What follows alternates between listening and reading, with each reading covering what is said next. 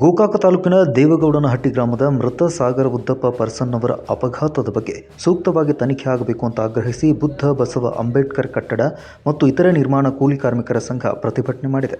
ಬೆಳಗಾವಿ ಜಿಲ್ಲಾಧಿಕಾರಿ ಕಚೇರಿ ಆವರಣದಲ್ಲಿ ಬುದ್ಧ ಬಸವ ಅಂಬೇಡ್ಕರ್ ಕಟ್ಟಡ ಮತ್ತು ಇತರೆ ನಿರ್ಮಾಣ ಕೂಲಿ ಕಾರ್ಮಿಕರ ಸಂಘದಿಂದ ಪ್ರತಿಭಟನೆ ಮಾಡಲಾಯಿತು.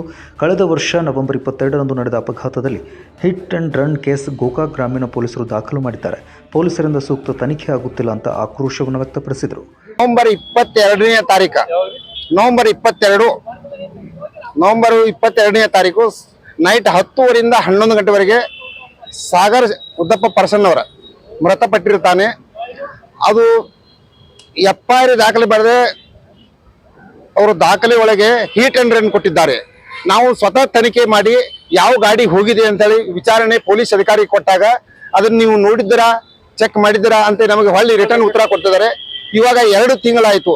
ಏನ್ ಮಾಡಿದ್ದಾರೆ ತನಿಖೆಯಲ್ಲಿ ಏನು ಅಂತ ಯಾವುದೇ ವಿಷಯ ನಮಗೆ ತಿಳಿಸಿಲ್ಲ. ನಾವು ಸ್ವತಃ ಕಬ್ಬಿನ ಫ್ಯಾಕ್ಟರಿಗೆ ಹೋಗಿ ಕಬ್ಬಿನ ಅದು ರೈತರಿಗೆ ಕೊಟ್ಟಂತ ಪರಿಚಯವನ್ನು ಅವರಿಗೆ ತಿಳಿಸಿ ಹೇಳಿದಾಗ ಸಾಯಂಕಾಲ ಹುದಲಿಯಿಂದ 6 ಗಂಟೆಗೆ ಬಂದು ಇಲ್ಲಿ ರೈತರ ಹೊಲಕ್ಕೆ 8 ಗಂಟೆಗೆ ಬಂದು 8 ರಿಂದ 10ವರೆಗೆ ಕಬ್ಬು ಲೋಡ್ ಮಾಡಿಕೊಂಡು ಹೊಳ್ಳಿ ರಿಟರ್ನ್ 12:32 ನಿಮಿಷಕ್ಕೆ ಹುದಲಿ ಫ್ಯಾಕ್ಟರಿ ಮುಟ್ಟಿದೆ. ಆದ ನಂತರ 24 ಗಂಟೆಗಳವರೆಗೆ ಹುದಲಿ ಫ್ಯಾಕ್ಟರಿಯಲ್ಲಿ ಆ ವಾಹನ ಟ್ರ್ಯಾಕ್ಟರ್ ಅಲ್ಲೇ ನಿಂತಿದೆ. ಮತ್ತು ಇನ್ನೊಂದು ವಿಷಯ ಮುಖ್ಯವಾದರೆ ಟ್ರ್ಯಾಕ್ಟರ್ ಬಾಂಡ್ ಮಾಡಿದ್ದು ಹುದಲಿ ಫ್ಯಾಕ್ಟರಿಯಲ್ಲಿ ಬೇರೆ ಇದೆ, ಗಾಡಿ ಚಲಾಯಿಸುವುದು ಗಾಡಿ ನಂಬರ್ ಬೇರೆ ಇದೆ.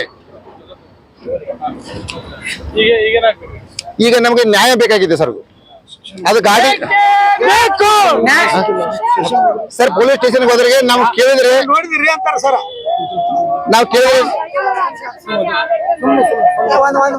ಈ ಸಂದರ್ಭದಲ್ಲಿ ಪುಂಡ್ಲಿ ಪರ್ಸನ್ನವರ್, ರಾಮಪ್ಪ ಪರ್ಸನ್ನವರ್, ನಾಗರಾಜ್ ಪರ್ಸನ್ನವರ, ಮಾರುತಿ ಕೆಳಗೇರಿ ಸೇರಿದ ಹಾಗೆ ಕುಟುಂಬಸ್ಥರು ಹಾಜರಿದ್ದರು.